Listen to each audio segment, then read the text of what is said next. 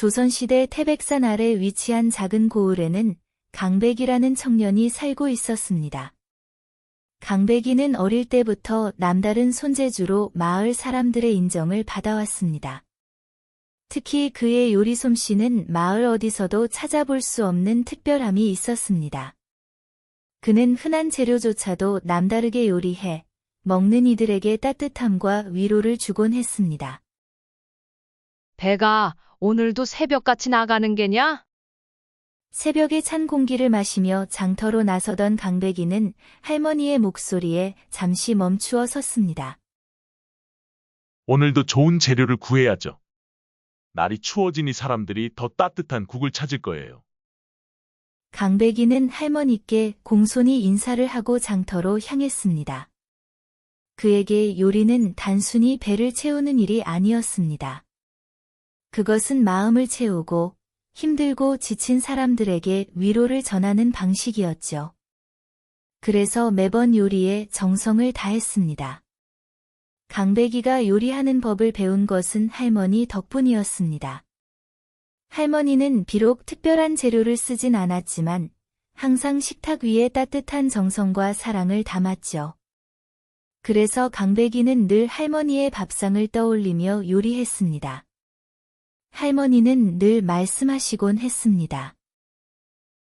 밥이란 배만 채우는 게 아니란다. 마음을 따뜻하게 하고 사람을 살리는 것이지. 강백이의 이러한 신념은 마을 사람들 사이에서도 널리 알려져 있었습니다. 강백이가 만든 음식은 특별한 맛을 내지는 않았지만 그 정성만으로도 먹는 이들에게 큰 감동을 주었습니다. 특히 가난한 이웃들에게 그는 자주 자신의 요리를 나누며 사람들의 배와 마음을 동시에 채워주곤 했습니다.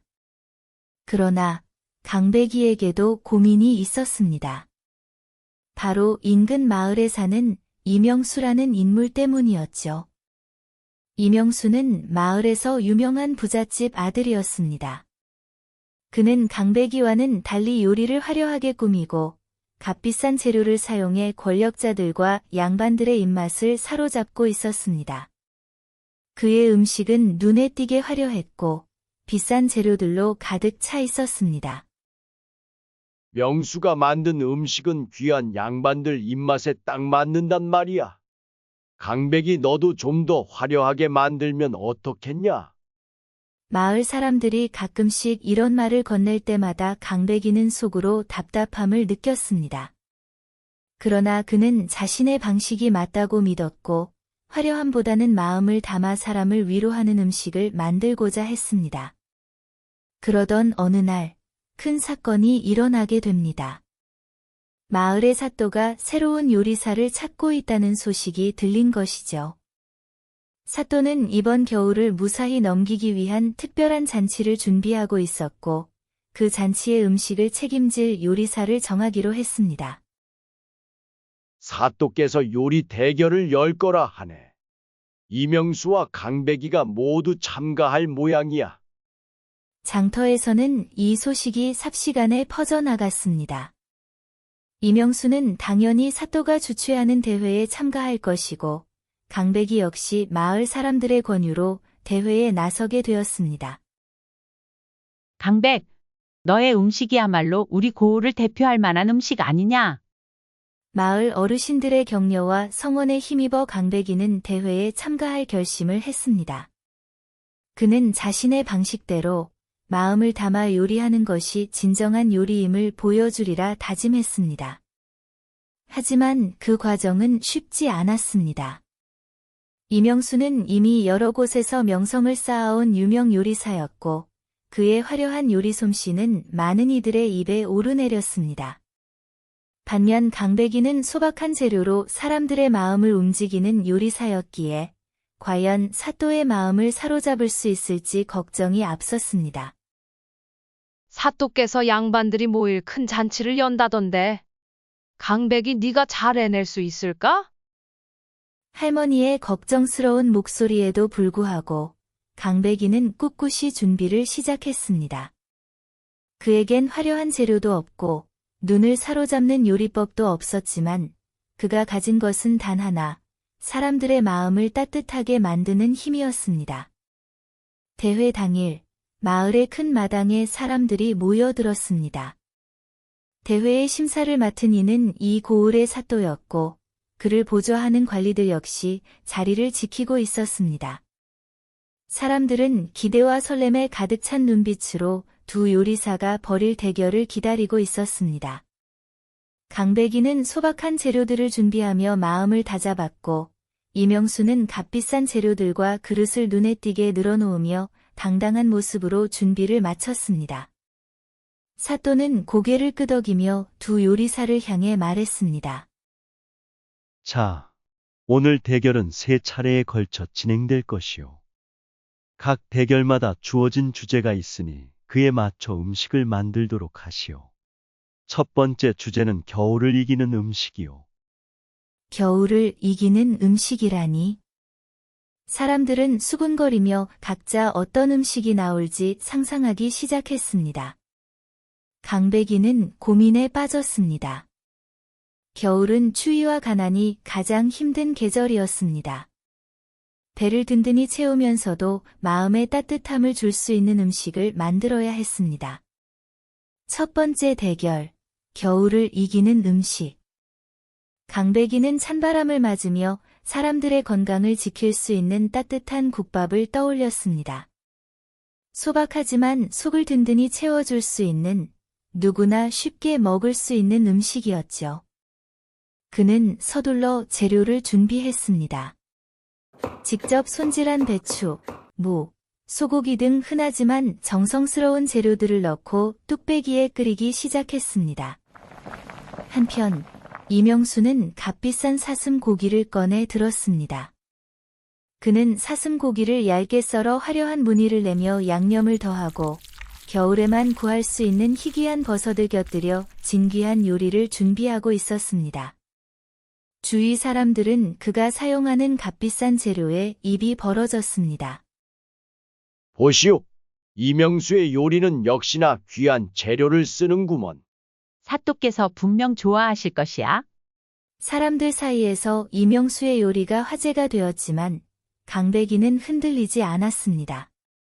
그가 만든 것은 소박한 국밥이었지만 그 속에는 진심과 따뜻함이 가득 담겨 있었습니다. 백이야, 넌 너무 평범한 음식을 내놓는 것이 아니냐? 내 음식은 화려하진 않지만 추운 겨울을 이겨내는 따뜻함이 있지.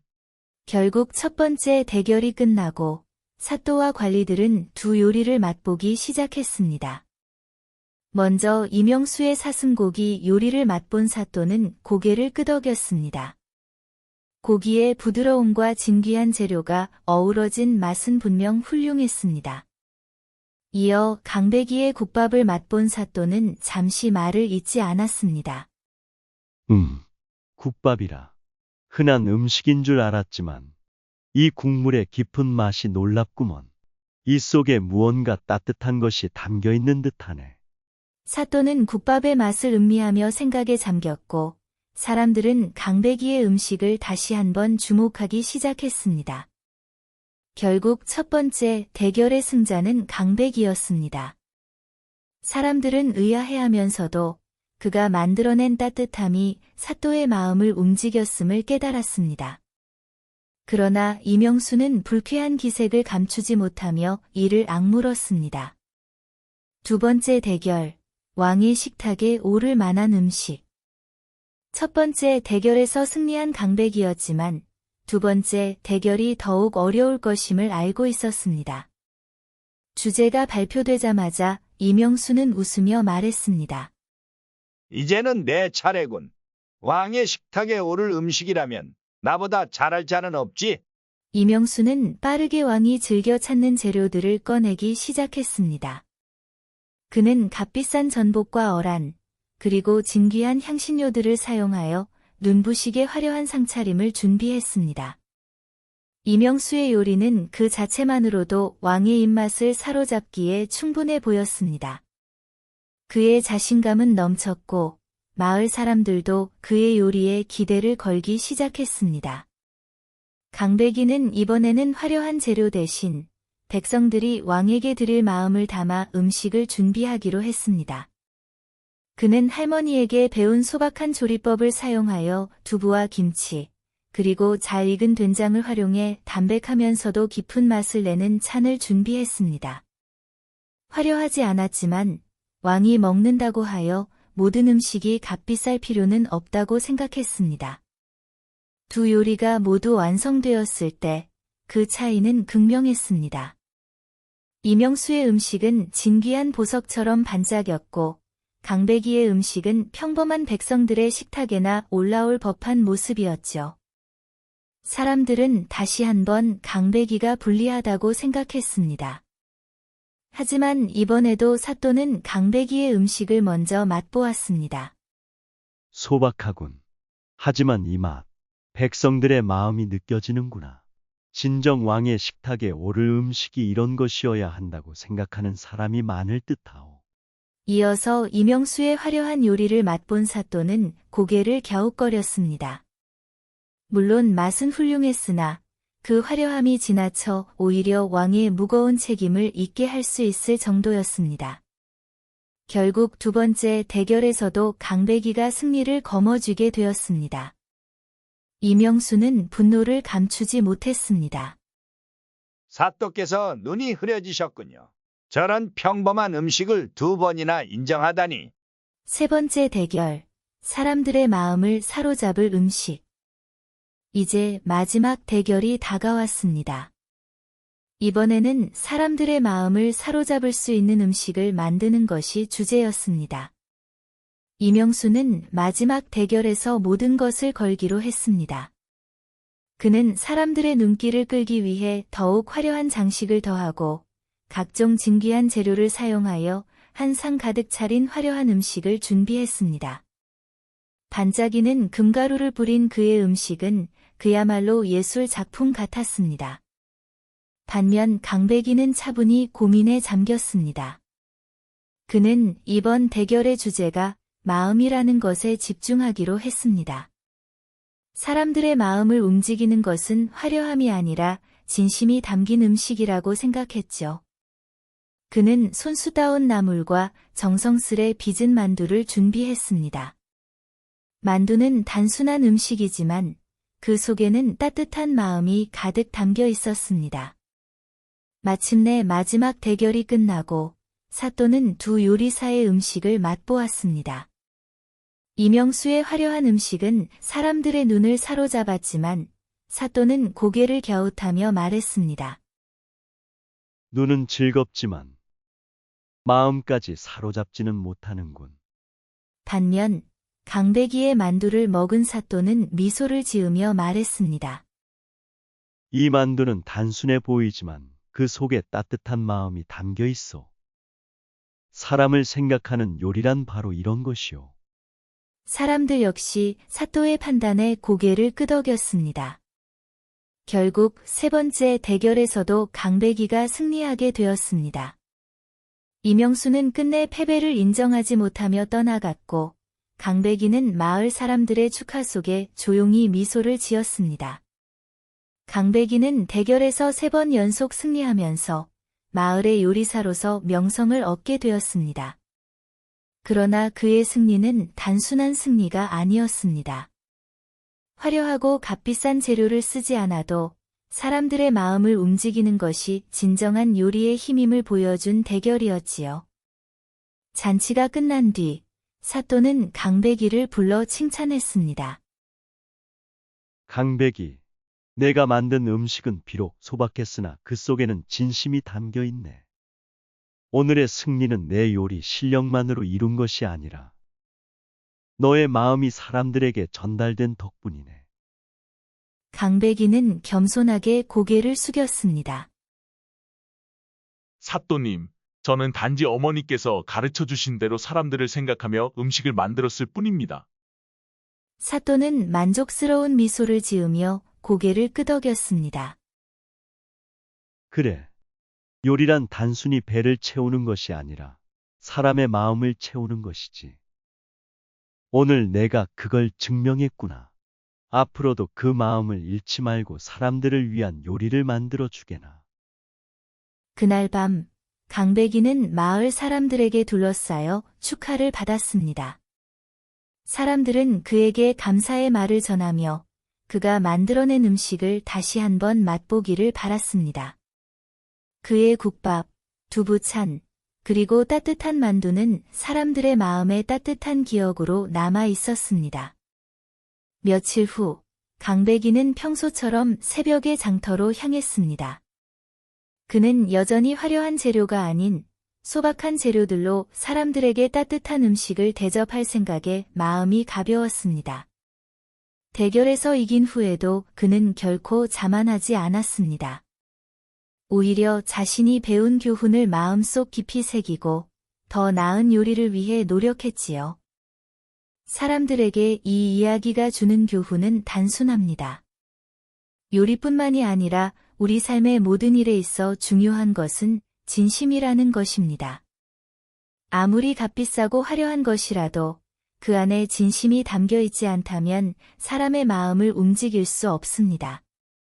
반대로 아무리 소박하고 평범한 것이라도 그 안에 마음과 정성이 담겨 있다면 그 힘은 놀랍도록 크다는 것을 이 이야기를 통해 알 수 있지요. 우리 삶에서도 마찬가지입니다. 겉으로 보이는 것에만 신경 쓰기보다는 그 안에 진심을 담아 상대를 대하는 것이 더 중요합니다. 누군가에게 작은 친절을 베풀 때도, 대단한 일을 할 때도 진심을 담는다면 그 마음은 반드시 상대에게 전달될 것입니다. 강백이의 이 말은 요리에만 적용되는 것이 아닙니다. 우리가 하는 모든 일에도 진심이 필요합니다. 가정에서, 직장에서, 친구와의 관계에서 작은 일이라도 마음을 담는다면 우리는 더 나은 세상을 만들 수 있을 것입니다.